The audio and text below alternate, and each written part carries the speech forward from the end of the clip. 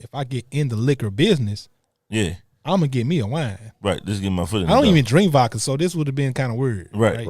I had to bring them around and be like, hey, how is this? Right. Right. So we went out to the winery in Missouri, and inside of that winery, inside where we was making the vodka, it's a winery.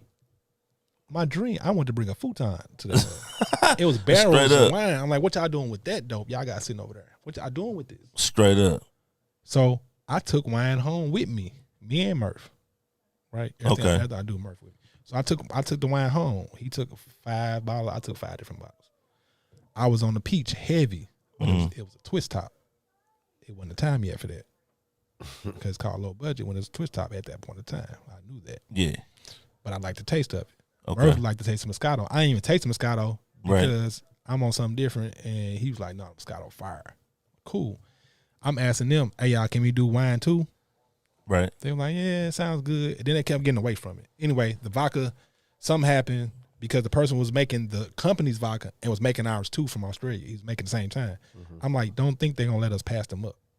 They hired them for real. We subcontracted. Exactly. Don't think he going to let us get finished with our vodka before the main company gets theirs. Exactly. Right. Let's do wine.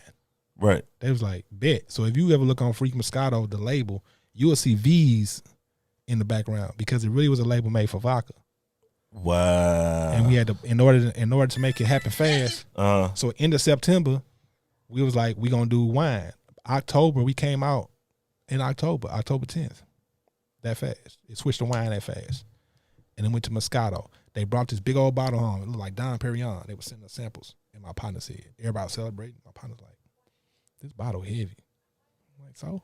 He like, waitress can't even pour this. Damn. I ain't thinking about none of that type of stuff. Straight up. Yeah, shouts out to Topher. Yeah. And so we just went from there. And then we got the bottle. It looked like a Moet bottle a little bit. I'm like, that's what they used to. I had people drinking wine out of bottles. When you seen that in clubs?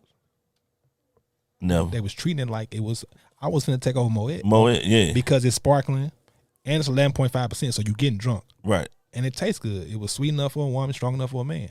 Right. You know what I'm saying? Mm. Why get drunk when you get freaky? Okay. That's a fact. You did? So if y'all find a Moscato out there that's 11.5%, if any Moscato that you think good, look on the back of it. That one gonna say 5.5. Flat. The better it tastes to you, the lower the shit is. Straight up. It's not because it's made for a conversation wine. It's made for a dessert wine. It's made for that. But once I heard Waka Flocka and Lil Wayne, who was the toughest in the art right at that time, said something about wine, Moscato, I knew it was time. Let me go get that. Yeah. I knew it was time. Yeah.